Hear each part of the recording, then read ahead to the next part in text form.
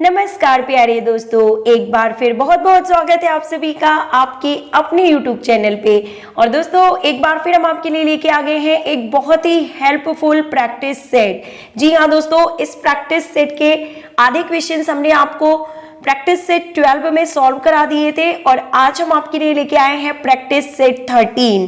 तो अगर आपने अभी तक हमारे चैनल पे अपलोड सभी प्रैक्टिस सेट को नहीं देखा है, साथ ही साथ ओल्ड क्वेश्चन पेपर्स को नहीं पढ़ा है, तो एक बार प्लेलिस्ट में जाके सभी वीडियोस को जरूर देखिए। काफी हेल्पफुल वीडियोस हैं। ओल्ड क्वेश्चन पेपर से लिए गए क्वेश्चंस MCQ ही हमारे चैनल पे आपको प्रोवाइड किए जाते हैं, जिनके एग्जाम में आगामी परीक्षाओं में पूछे जाने की बहुत ज्यादा संभावना होती है। इसलिए आप वीडियोस को पूरा और लास्ट तक जरूर देखा कीजिए। तो चलिए शुरू करते हैं practice set 13 with question number 71। संक्रामक रोग निम्नलिखित किन साधनों द्वारा नहीं फैलता है?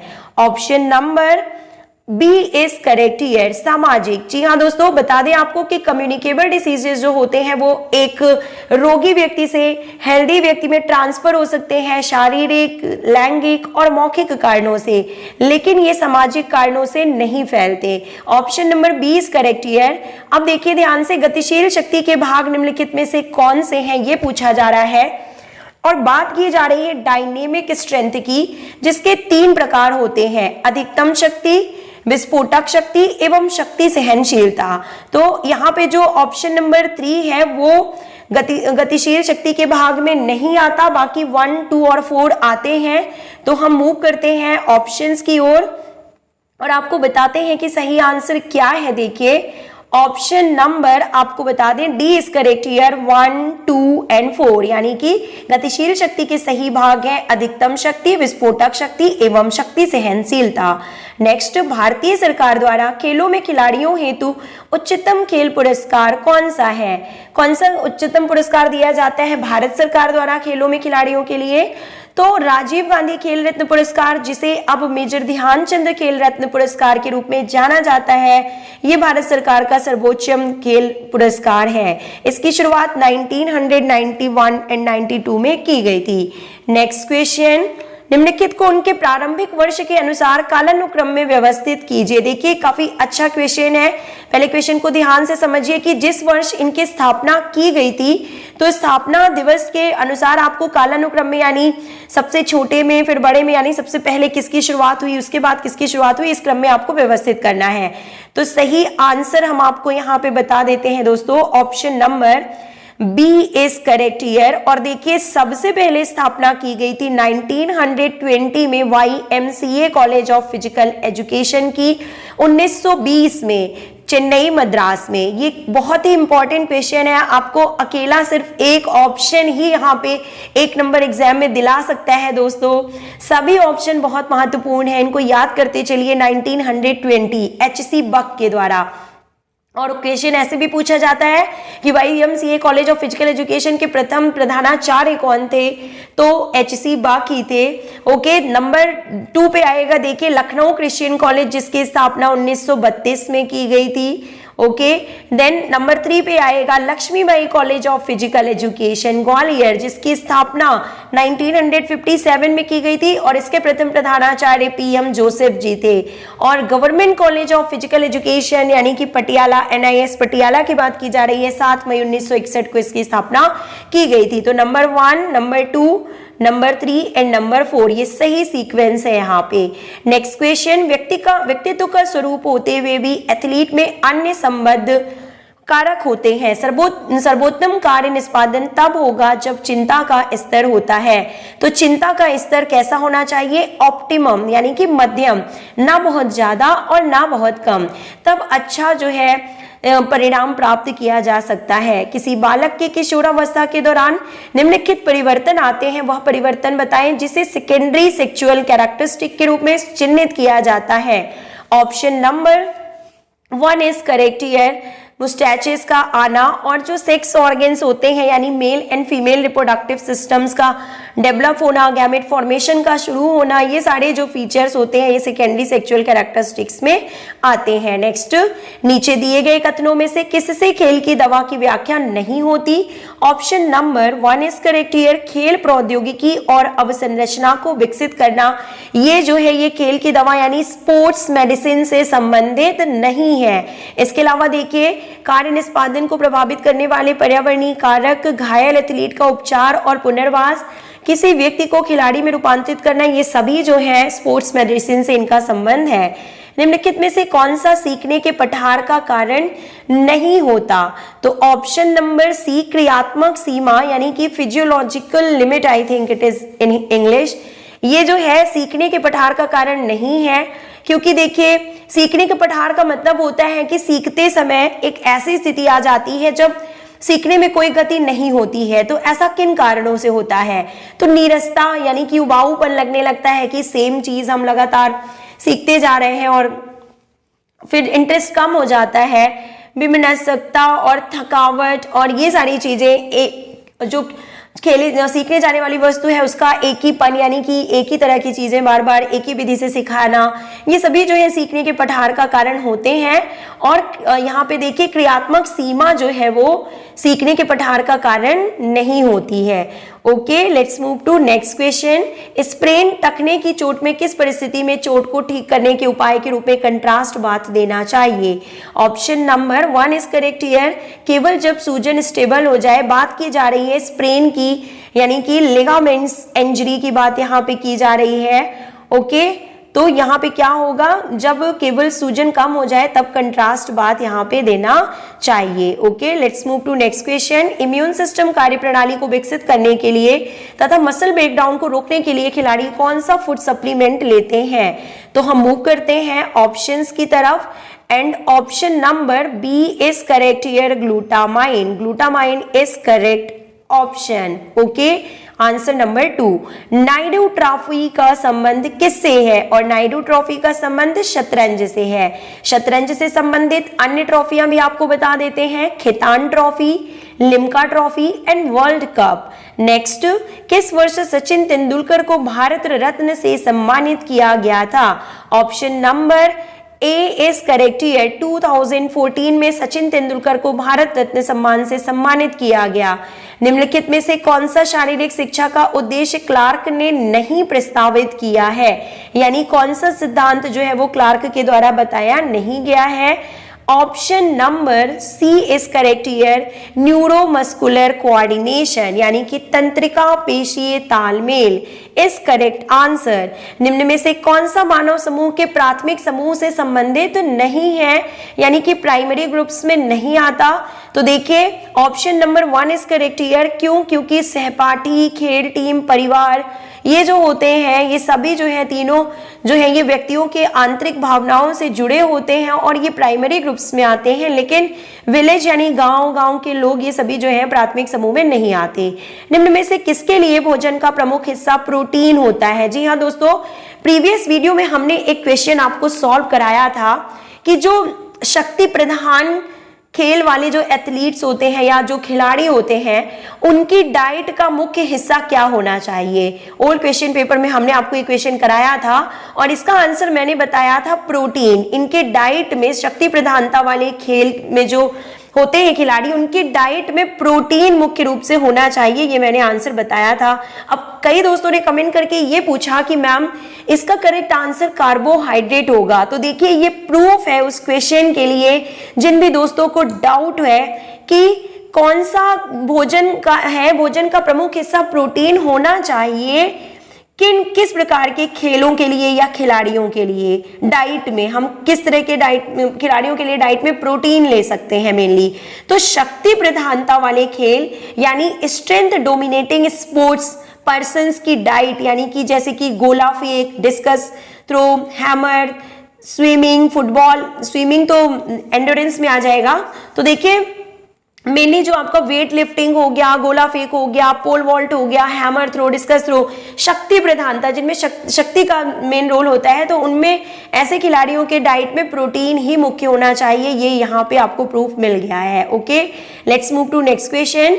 यदि हार्वर्ड स्टेप टेस्ट में व्यायाम का कुल समय 300 सेकेंड था तथा उसकी गति 1 से 1.5 मिनट में 80 होती है तथा 2 से 2.5 मिनट में 70 एवं 3 से 3.50 मिनट में 60 होती है, तो बताइए फिटनेस इंडेक्स क्या होगा। तो ऑप्शन नंबर यहाँ पे ए इज करेक्ट हियर, 71.43। कैसे देखिए, क्योंकि जो फॉर्मूला होता है फिटनेस इंडेक्स का वो क्या है, सेकेंड्स में परीक्षण की अवधि इंटू 100 करना है यहाँ पे, अपॉन 2 इंटू पुनः शक्ति प्राप्ति की रिकवरी पीरियड्स के दौरान दिल की धड़कनों की संख्या। तो अगर हम इसे कैलकुलेट करते हैं तो हमारा आंसर आता है यहाँ पे देखिए 71.43। Okay, let's move to next question. निम्नलिखित में से क्या स्कूल स्वास्थ्य कार्यक्रम से संबंधित नहीं है। तो कैरियर संबंधी परामर्श, स्कूल स्वास्थ्य, ओके स्कूल स्वास्थ्य, स्कूल तो टर्म आपने देख लिया, लेकिन स्वास्थ्य टर्म भी आपको जरूर देखना है ध्यान से और फिर आंसर करना है, क्योंकि जहां पे स्वास्थ्य की बात की जा रही है तो स्वास्थ्य संबंधी रिकॉर्ड, साफ सफाई, रोगों का उपचार, ये सब तो स्कूल कार्यक्रम से संबंधित है, लेकिन कैरियर संबंधी परामर्श जो है वो स्कूल के स्वास्थ्य कार्यक्रम के अंतर्गत नहीं आता। भले ही स्कूल में जो है कैरियर संबंधी जो कैंप्स होते हैं वो लगाए जाते हैं और बाहर से जो है गाइड्स को बुलाया जाता है गाइड करने के लिए, लेकिन ये स्कूल स्वास्थ्य कार्यक्रम के अंतर्गत नहीं आएगा। दोस्तों, अर्जुन पुरस्कार प्राप्त करने वाले पहले फुटबॉल खिलाड़ी का नाम बताइए। ऑप्शन नंबर सी, पीके बैनर्जी। ग्रीष्मकालीन ओलंपिक खेलों के डैश में आयोजन से आधुनिक ओलंपिक खेलों की शुरुआत हुई। Option number A is correct here, यहाँ पे प्रथम आधुनिक ओलंपिक गेम्स की बात की जा रही है 1896, जिसका आयोजन एथेंस ग्रीस में किया गया था। 2016 के ग्रीष्मकालीन ओलंपिक खेलों में भारत ने कुल कितने पदक जीते थे। तो आप सभी को पता है दैट 2 पदक जीते थे भारत ने 2016 रियो दी जेनेरो ग्रीष्मकालीन ओलंपिक गेम्स में, जो कि 31st एडिशन था। आपको पता होना चाहिए 31वें ओलंपिक थे जिसमें भारत ने 1 रजत व 1 कांस्य पदक ही प्राप्त किया था। और करेंटली अब आपको ये क्वेश्चन ऐसे तैयार करना है कि 2021 ग्रीष्मकालीन ओलंपिक खेलों में भारत ने कुल कितने पदक जीते हैं, किन इवेंट्स में जीते हैं, उन खिलाड़ियों के नाम आपको पता होने चाहिए। और साथ ही साथ कॉमनवेल्थ गेम्स 2022 में भारत ने कितने मेडल्स जीते हैं, ये भी आपको लिख के नोट करके और तैयार करना है। खाने के अस्वास्थ्यकर तरीकों से नहीं होता। जी हाँ, देखिए दोस्तों, ओल्ड क्वेश्चन पेपर में है ये क्वेश्चन, पहले ही हमने आपको सॉल्व करा दिया है। ऑप्शन नंबर बी, एड्स नहीं होता है। क्यों? क्योंकि एनीमिया जो है ये अगर आयरन से संबंधित हम सब्जियां नहीं खाते हैं तो एनीमिया हो जाता है, और साथ ही साथ डेंटल कैविटीज हो जाती है, मोटापा हो जाता है, लेकिन एड्स नहीं होता। खो खो के खेल में कुल कितनी लेन्स होती हैं, तो 8 लेन्स पाई जाती हैं खो खो ग्राउंड में। ओके, खो खो में 8 क्रॉस लेन पाई जाती हैं। काफी अच्छे क्वेश्चंस की सीरीज हम आपके लिए लेके आते हैं दोस्तों, तो वीडियो को पूरा देखा कीजिए, बिना स्किप किए देखा कीजिए। आधुनिक ओलंपिक खेलों का पुनरुत्थान किसकी कड़ी मेहनत का परिणाम था, तो पियरे दी कुबरदिन यानी कि पियरे दी कुबरटिन की बात की जा रही है, जो कि फ्रांस के निवासी थे। ये भी आपको पता होना चाहिए।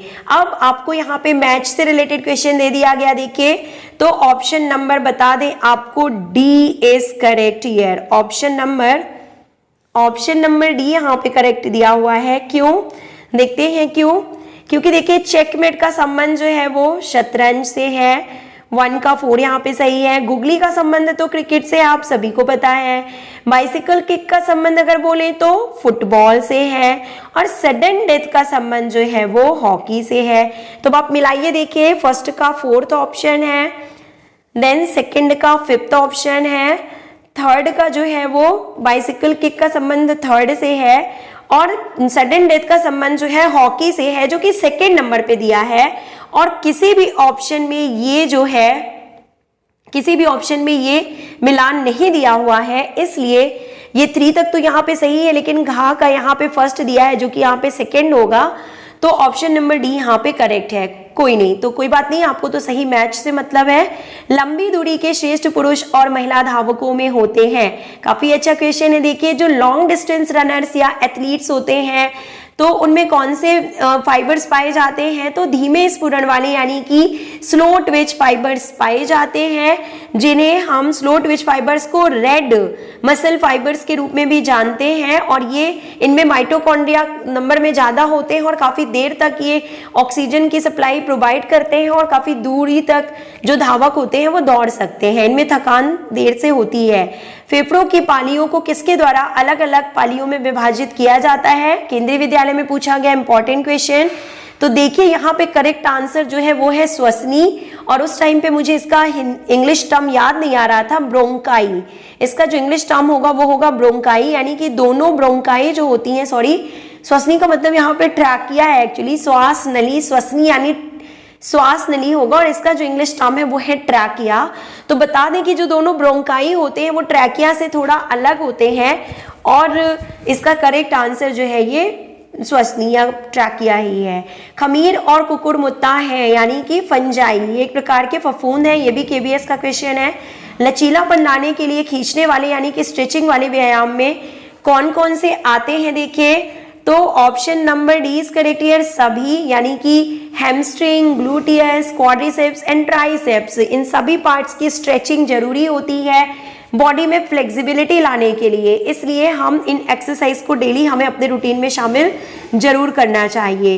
लीग प्रतियोगिता में नियत विधि फिक्सचर की एक प्रक्रिया के रूप में किस विधि को सबसे आसान कहा जाता है, क्योंकि किसी भी टीम को कोई बाई नहीं दी जाती और भाग लेने वाली टीमों की संख्या विषम या सम होने की कोई समस्या भी नहीं होती है। तो option number 1 is correct here, staircase विधि की बात यहाँ पे की जा रही है। मानव अस्थिपंजर के घुटने, हाथ और पांव में पाई जाने वाली अस्थियां कौन सी अस्थियां होती हैं, तो इन्हें कंडरास्थियां कहते हैं या सिस्माइड बोन्स के रूप में इन्हें जाना जाता है। जी हाँ दोस्तों, मानव शरीर के जो स्केलेटन सिस्टम में घुटने, हाथ और पांव में जो अस्थियां पाई जाती हैं ये सिस्मॉइड बोन्स होती हैं। इस प्रकार की जो बोन्स होती हैं वो टेंडन में विकसित होने वाली एवं किसी जॉइंट के ऊपर से गुजरने वाली बोन्स होती हैं। ओके, इंपॉर्टेंट क्वेश्चन है, पूछा जा सकता है। किस विधि का प्रयोग ऊंचे स्तर के खिलाड़ियों द्वारा लचीलापन यानी फ्लेक्सिबिलिटी हासिल करने में किया जाता है, जिसमें अधिकतम मांसपेशी शीतलन हासिल करने के प्रयास में से खींचने से पहले मांसपेशी संकुचन का प्रयोग शामिल होता है। तो देखिए option number C is correct here, proprioceptor neuromuscular facilitation. Option number C is correct here. ये सभी केंद्रीय विद्यालय में पूछे गए इंपॉर्टेंट क्वेश्चन है, पहले ही हमने आपको सॉल्व करा दिया है दोस्तों। अगर आपने हमारे ओल्ड वीडियोस देखे हैं तो आपको ये क्वेश्चंस जरूर याद आ रहे होंगे। भारत ने ओलंपिक खेलों की हॉकी स्पर्धा में पहली बार किस वर्ष से भाग लेना शुरू किया, तो 1928 एम्स्टर्डम ओलंपिक से, और इसी में भारत को पहली बार ही स्वर्ण पदक मिल गया था। फिर से आपको मैच द फॉलोइंग से रिलेटेड क्वेश्चन मिल गया है, तो option number B is correct here, यानी कि तैराकी का संबंध, तैराकी से रिलेटेड जो टर्मिनोलॉजी है वो है बटरफ्लाई, देन टेनिस से संबंधित ड्यूस, मुक्केबाजी से संबंधित अपरकट और बास्केटबॉल से संबंधित बाइबर्ट। ये सही ऑप्शन है, आप इसको देख लीजिए। नेक्स्ट क्वेश्चन, पहले आधुनिक ओलंपिक खेल में कहाँ आयोजित किए गए थे, पहले ही हमने यहाँ बता दिया, एथेंस ग्रीस में। ओके, विश्व स्वास्थ्य संगठन के अनुसार एक व्यक्ति मोटापे से ग्रस्त माना जाता है यदि उसका बॉडी मास इंडेक्स है तो कितना है, देखिए option number 1 is correct here, 30 के बराबर या 30 से अधिक होने पर वो व्यक्ति मोटापे से ग्रसित माना जाता है। क्यों? क्योंकि बता दें आपको कि जो बॉडी मास इंडेक्स होता है उसका फॉर्मूला होता है weight of body weight in kilogram upon height square, height का स्क्वायर यानी कि हाइट इंटू हाइट जो है मीटर में। तो ये है, आपको बता दें कि अगर BMI का जो वैल्यू है अगर वो 18.5 से नीचे आता है, कम आता है, तो कम भार में आते हैं वो, अंडर वेट में आएंगे वो इंडिविजुअल्स। अगर 18.5 से 24.9 में आता है तो नॉर्मल उनका BMI है। अगर 25 के बराबर 25 से 29.09 तक आता है तो ये जो है ये ओवरवेट में आ जाएंगे। और अगर यहाँ पे दिया गया है क्वेश्चन में, देखिए कि कब वो मोटापे से ग्रस्त माने जाएंगे, तो 29.9 यानी 30 के बराबर या इससे अधिक होने पे वो व्यक्ति जो है वो मोटापे से ग्रस्त माना जाता है, यानी ओबेसिटी की कैटेगरी में आ जाता है। तो नॉर्मल इंडिविजुअल का जो BMI होना चाहिए वो बता देते हैं, 18.5 से 24.9 आपका BMI होना चाहिए। नेक्स्ट, वह बीमारी जिसे मानसिक बीमारी के रूप में वर्गीकृत किया गया है उसे क्या कहते हैं? Option number 2 is correct here, दमा। दिए हुए सभी ऑप्शंस में से देख लीजिए आप, ऑप्शन नंबर बी दमा इज करेक्ट आंसर। वृद्धि और विकास को प्रभावित करने वाला तत्व कौन सा है? तो option number D is correct here, सभी, यानी कि वंशानुक्रम, विटामिन, लिंग, ये सभी जो होते हैं ये आपको बता दें कि ये वृद्धि और विकास को प्रभावित करते हैं। गति की इकाई क्या है? सभी रिपीटेड ओल्ड क्वेश्चन पेपर से लिए गए क्वेश्चंस की सीरीज है दोस्तों। किलोमीटर प्रति घंटा, यूपीटीजीटी 2021 में ये क्वेश्चन एज इट इज पूछा गया था कि गति की इकाई किलोमीटर प्रति घंटा, it is correct option. Okay, next question, aerobic शब्द से अभिप्राय क्या है? तो ऑक्सीजन सहित, यानी कि ऑक्सीजन की उपस्थिति में जो किए जाते हैं वो एरोबिक में आते हैं, अनुपस्थिति में जो किए जाते हैं वो ऑक्सीजन रहित यानी एनएरोबिक में आते हैं। शिविर में विद्यार्थियों में कौन सी भावना जागृत की जाती है? Option number C is correct here, नेतृत्व की भावना जागृत की जाती है। सामाजिक धारणा का सिद्धांत किसने दिया था? Option number B is correct here, अरस्तु ने दिया था। Next question is asking that, थोड़े से क्वेश्चंस और बाकी हैं दोस्तों, तो वीडियो को पूरा देखिएगा।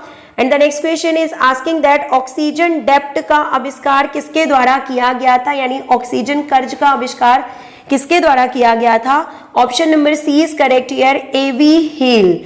बाइसेप्स मांसपेशी स्थित होती हैं तो कहाँ पे पाई जाती हैं? कंधे के ऊपरी भाग में स्थित होती हैं, तो option number A is correct here. निम्न में से कौन सी आसन विकृति नहीं है? Option number D is correct here, लेगोसिस, यानी कि डिफॉर्मिटी का एक टाइप नहीं है, पोस्चरल डिफॉर्मिटी में आते हैं आपके scoliosis, knock knee, flat feet, ये सभी जो है ये सभी पोस्चरल डिफॉर्मिटी में आते हैं, और लेगोसिस कोई भी प्रकार की पोस्चरल डिफॉर्मिटी नहीं है। शारीरिक दक्षता का महत्वपूर्ण घटक कौन सा है? Option number B is correct here, गति यानी कि speed. Let's move to next question, football की एक टीम में कितने खिलाड़ी होते हैं? ऑप्शन नंबर डी 11 मेन खिलाड़ी और 7 अतिरिक्त खिलाड़ी, यानी कि 18 खिलाड़ी होते हैं। ऑफसाइड नियम का उल्लंघन होने पर रेफरी द्वारा क्या निर्णय लिया जाता है? ऑप्शन नंबर बी, विपरीत टीम को अप्रत्यक्ष फ्री किक दी जाती है। आक्रमण कर रहा खिलाड़ी ऑफसाइड माना जाएगा यदि जिस समय उसके साथी द्वारा गेंद खेली गई हो वह विपक्षी के क्षेत्र में गेंद से आगे हो, या तथा विपक्षी टीम के कम से कम 2 खिलाड़ी उसकी तुलना में विपक्षी टीम की गोल रेखा के पास ना हो। ओके, और ऑफसाइड नियम किससे संबंधित है? ये भी एक सिंपल सा क्वेश्चन एग्जाम में बन सकता है, तो ये फुटबॉल से संबंधित है, ये आपको पता है। Okay, let's move to next question, FIFA का मुख्यालय कहां पर स्थित है? तो आप सभी को पता है, option number A is correct here, Zurich, Switzerland.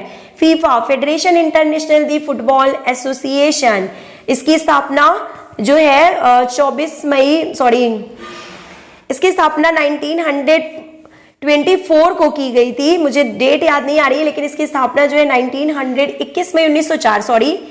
21 मई 1904 यानी कि 21 मई 1904 को इसकी स्थापना की गई थी। तो इसका मुख्यालय ज्यूरिख, स्विट्जरलैंड में है। दोस्तों इस क्वेश्चन को रिवाइज कर लीजिएगा, काफी इंपॉर्टेंट है, एग्जाम में एज इट इज पूछा जा सकता है। फीफा का फुल फॉर्म और इसकी स्थापना 21 मई 1904 पेरिस, फ्रांस में हुई थी। याद आ गया, यह वह किक है जिससे किक मारने वाला सीधे गोल कर सकता है। Option number 1 is correct here, direct kick. पता चल रहा है आपको कि किक मारने वाला सीधे गोल कर सकता है, तो डायरेक्ट किक की बात यहाँ पे की जा रही है। ओके, नेक्स्ट, सहायक रेफरी के कर्तव्य कौन से होते हैं? तो option number D is correct here, सभी। आप पढ़ लीजिए कि ये सारे जो है ये सहायक रेफरी के काम होते हैं। वॉलीबॉल की खोज किसने की थी? तो विलियम जी मॉर्गन ने की थी। और वॉलीबॉल की खोज कहाँ पे की गई थी? ये क्वेश्चन भी एग्जाम में पूछा जा चुका है। यूएसए, अमेरिका में की गई थी। और कब की गई थी? 1895 में विलियम जी मॉर्गन के द्वारा की गई थी। Okay, let's move to next question, पुरुषों के लिए नेट की स्टैंडर्ड ऊंचाई कितनी होती है? Option number C is correct है 2.43 और महिलाओं के लिए 2.24 metre. This is correct answer. Libero खिलाड़ी किस कौशल में महारत हासिल होता है? तो डिफेंसिव स्किल में। लिब्रो खिलाड़ी वॉलीबॉल में पाया जाता है और ये एक प्रकार का रक्षात्मक खिलाड़ी होता है। ओके, और इसकी शुरुआत 1998 ईस्वी से की गई है, ये भी आपको पता होना चाहिए। और यह खिलाड़ी ना सर्विस कर सकता है, ना ब्लॉक में भाग ले सकता है, ना ही आगे के खेल क्षेत्र में जाके स्मैश कर सकता है और कैप्टन भी नहीं हो सकता। यह केवल डिफेंसिव रोल प्ले करता है। नेक्स्ट, बॉल की परिधि कितनी होती है? तो देखिए यहाँ पे बात की गई है बॉल की परिधि कितनी होती है, तो फुटबॉल बॉल की परिधि की बात की गई है दोस्तों। तो आप हमें बताइएगा कि फुटबॉल की जो परिधि होती है वो कितनी होती है। इसका आंसर आप हमें कमेंट बॉक्स में लिख के बताइएगा कि जो फुटबॉल है उसकी जो बॉल होती है फुटबॉल में उसकी परिधि कितनी होती है। ओके, तो वीडियो पसंद आया हो तो लाइक जरूर कर दिया कीजिए और अपना स्कोर भी कमेंट बॉक्स में लिख दिया कीजिए दोस्तों, ताकि हमें पता चले कि आप पूरा वीडियो देखते हैं। और मिलते हैं नेक्स्ट वीडियो में। Till then take care, good bye.